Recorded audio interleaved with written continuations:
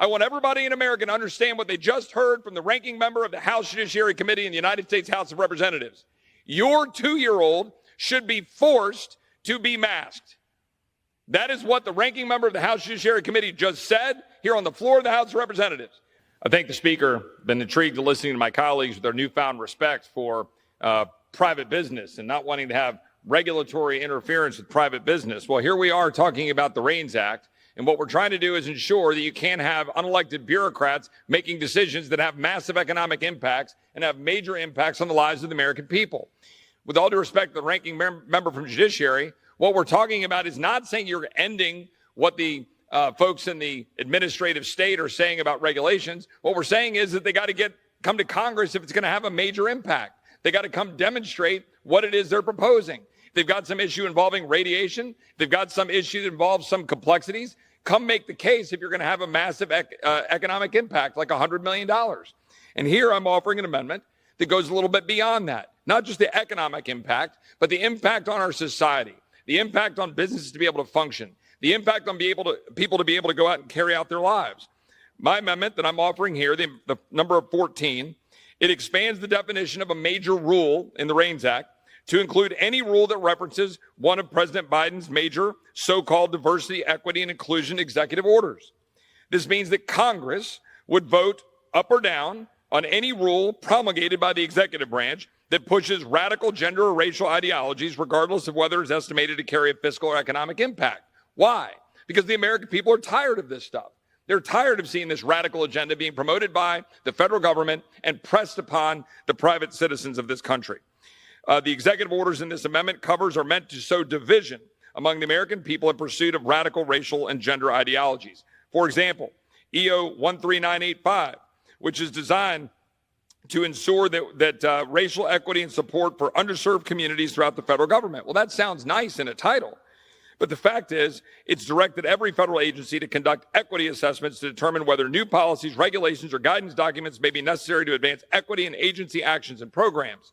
It's effectively made diversity, equity, inclusion one of the most important factors, including at the Department of Defense. We're not focusing on making sure our Department of Defense can defeat China. We're focusing on making it a social engineering experiment wrapped in a uniform. I wonder why we're having trouble recruiting people. It's been referenced in CMS rules on health equity that flirt with forcing providers to prioritize health care based on race. There are news articles about this. It has been referenced in EPA and Department of Interior rules that advance so-called environmental justice. Executive Order 13988, preventing and combating discrimination on the basis of gender identity on sexual orientation. Again, the title sounds, that must be all nice and good. Well, it led to an HHS proposed rule that could compel hospitals receiving federal funds to perform gender-affirming care, including surgeries. It has been used to justify moves by the VA to provide gender-affirming care to veterans on taxpayer dollars.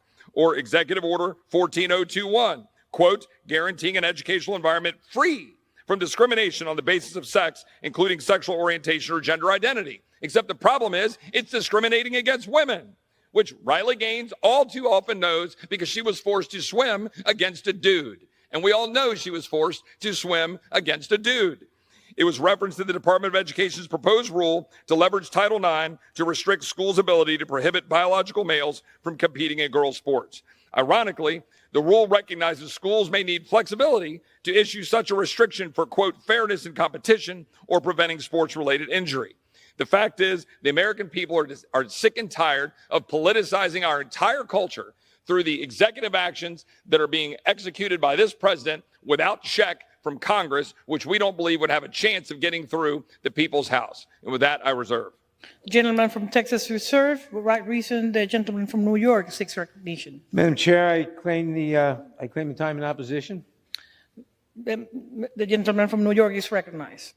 Madam Chair, the REINS Act would already frustrate the point of government by grinding the critical actions of our agencies to a halt. Why Mr. Roy, and I presume the majority generally, feels the need to also include efforts to protect some of the most vulnerable among us is beyond me. America has a long history of discrimination, and efforts to include these historically marginalized groups should be celebrated and supported, not subjected to further scrutiny by Congress just because the majority disagrees with supporting these individuals. May I remind you that we represent all the people, and amendments like this undermine our service to our constituents. And I would ask, why should we tell hospitals not to perform certain medical procedures? If gender-affirming surgery is necessary for the patient, and the doctor says it is, why shouldn't the VA hospital provide such surgery? We do not, I presume, want to say it's because we want to discriminate against transgender people, or we want to discriminate against gay or lesbian people. I hope it's not what we're saying. But that's what this amendment seems to do. So I oppose this amendment because it goes against our notions of equality and our notions of fairness. I reserve the balance of my time. The gentleman from New York, reserve. Mr. Roy from Texas, gentleman is recognized. Thank the Speaker. If my Democratic colleagues support these executive orders so much, if they believe that these are the best things since sliced bread, that we need to have all of these orders that are turning our entire society upside down, that are redefining traditional roles in society that we understand and the difference between man and woman, if they're so excited about those policies, then why are they worried about voting on them? What's the problem?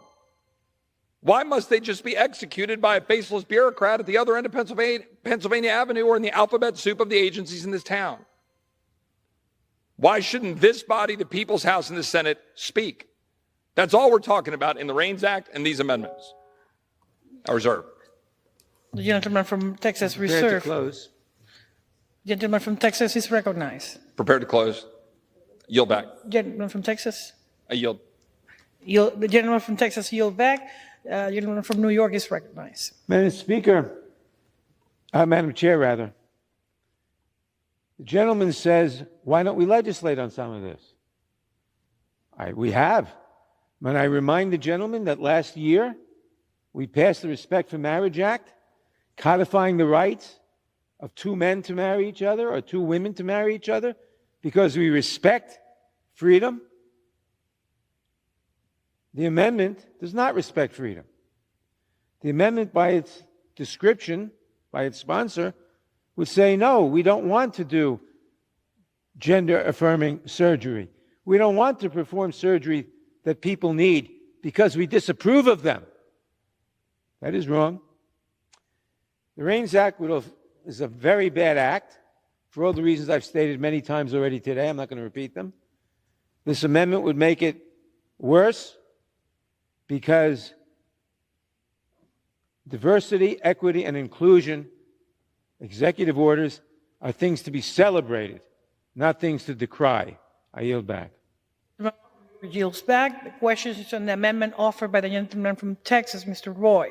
Those in favor say aye. Aye. Those who oppose say no. In the opinion of the chair, the ayes have it. Chair, the amendment is Madam Chair, agreed to. Gentleman from New York. On that, I request a roll call vote. Pursuant to Clause 6, Rule 18, further proceedings on the amendment offered by the gentleman from Texas, Mr. Roy, will be postponed. It is now in order to consider amendment number 15, printed in Part A of House Report 118-108. For what purpose does the gentleman from Texas seek recognition? I have an amendment at the desk. The clerk will designate the amendment. Amendment number 15, printed in Part A of House Report number 118-108, offered by Mr. Roy of Texas. Pursuant to House Resolution 495, the gentleman from Texas, Mr. Roy, and a member opposed, each will control 5 minutes. The chair recognizes the gentleman from Texas, Mr. Roy. I thank the Speaker. With respect to what the gentleman was just talking about with the marriage vote last year, regardless of one's belief and vote on the outcome of that policy, the point is Congress voted. And the fact is here, we have rules being promulgated by bureaucrats that the People's House never gets a chance to speak to other than through a Congressional Review Act, which you're only allowed to do in a minimal amount of time. RAINS Act actually gives power to the People's House and Article 1 under the Constitution. And I want to do that here on another issue. We would like to expand the definition of major rule to include any rule likely to result in an increase in mandatory vaccinations. This means Congress would vote to approve any rule that promulgated by the executive branch to push mandatory vaccines. Last Congress, remember, we were told we would vote to, we were told to wait for the courts to save the American people from an unconstitutional vaccine.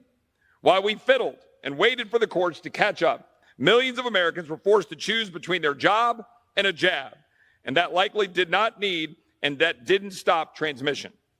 On September 29, 2021, President Biden announced vaccine mandates for upwards of 100 million Americans, forcing Americans to choose between their jobs and a jab. On March 11, 2023, Biden finally ended his unconstitutional vaccine mandates at the end of the COVID emergency, frankly, because we were forcing it and forcing the question. The OSHA mandate, which was struck down by the Supreme Court and formally withdrawn on January 28, 2022, a year prior, required all businesses with 100-plus employees to either vaccine or test. Why should we wait on the Supreme Court to check the unconstitutional, unlawful, and tyrannical actions by an executive branch that shut down the greatest economy in the history of the world, forcing people to choose between their livelihoods, their ability to make money, their families, their ability to go to school, the ability of a nurse to be able to go in and perform her job in a hospital? We did that. Let's not forget that we did that. We watched Secretary Becerra fumbling yesterday, fumbling in a hearing, unable to answer the question. Can you tell me, sir, whether or not it was any benefit whatsoever for 2-year-old kids to be forced to wear masks? And we had mandates through the Head Start program, and he refused to answer the question in committee because he knew full well he has no good answer to that question. He knows it, and everybody in America knows it. So this is about wresting power away from a bureaucratic state that shut down this economy, harmed the American people, and it should never happen again. That is the point of the REINS Act. It is to wrestle power back from Article 2 in the executive branch, no matter who is there. Look, the Trump administration's hands, unclean. The Biden administration's hands, unclean. This is a nonpartisan statement. The people's house should speak. We should stand up to the tyranny of an executive branch that overstepped its bounds and restricted the freedom and liberties of the American people and harmed them. I reserve. Gentleman from Texas reserved. For what reason? The gentleman from New York seeks recognition. Madam Chair, I rise to claim the time in opposition. Gentleman from New York is recognized. Madam Chair, yet again we have another amendment aimed at dividing us instead of allowing us to serve the people who elected us. Vaccinations help us eradicate terrible diseases like smallpox, polio, measles, mumps, tuberculosis, rubella, and on and on and on.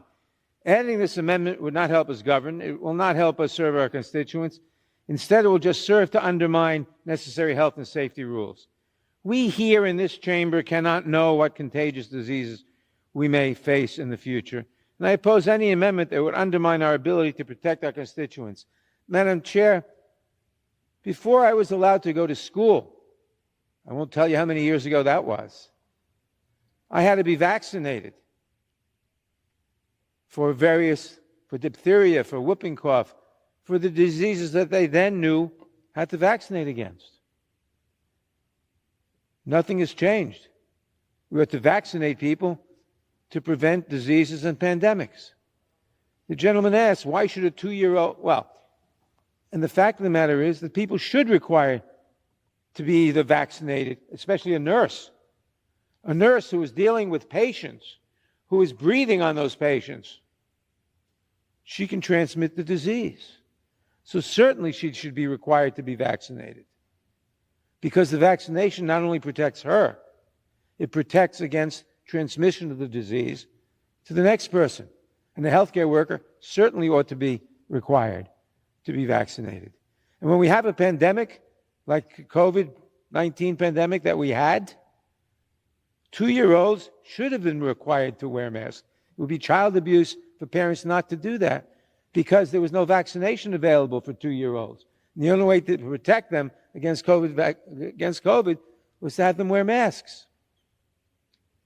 And these mandates are meant to protect the public's health and safety. God willing, we won't have another pandemic such as we had. But in the future, We will be required, I presume, to be vaccinated against major threatening diseases. And that is right. And to expand the major rule to include any increase in mandatory vaccinations is intended to prevent mandatory vaccinations. That is a crime against the public health. I reserve. Gentleman from New York, reserve. Gentleman from Texas, Mr. Roy. Well, I'm tempted to yield all my time to the gentleman from New York because he's basically making the case for me more effectively than I can. The gentleman from New York is basically acknowledging everything that I'm sitting here saying that I'm trying to do to protect the American people from the tyrannical state of the executive branch. But in this case, my Democratic colleagues on the other side of the aisle. I want everybody in America to understand what they just heard from the ranking member of the House Judiciary Committee in the United States House of Representatives. Your 2-year-old should be forced to be masked.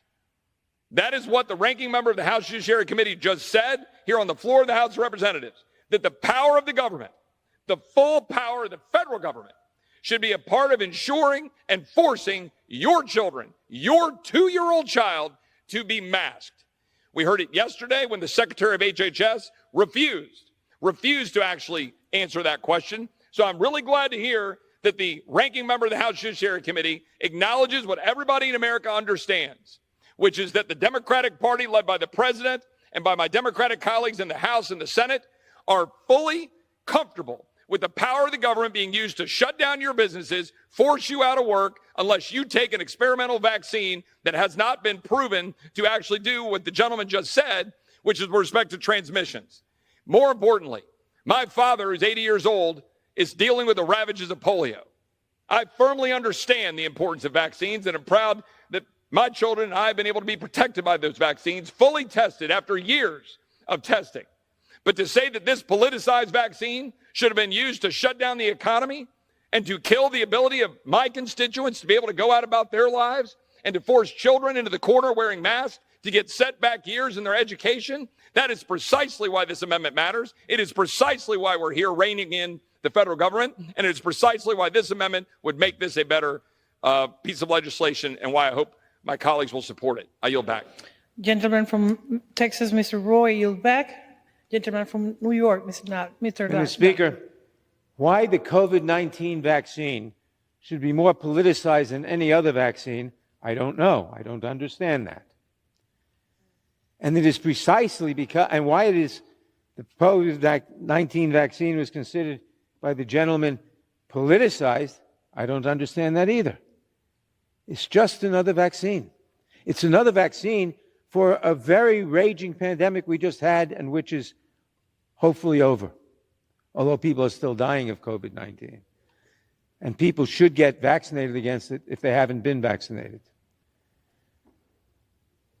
But the REINS Act would make it much more difficult to require or even to drop the requirement for vaccination. And this amendment would specifically make it more difficult. And that's ridiculous from a public health point of view. And therefore, I oppose the amendment and I yield back.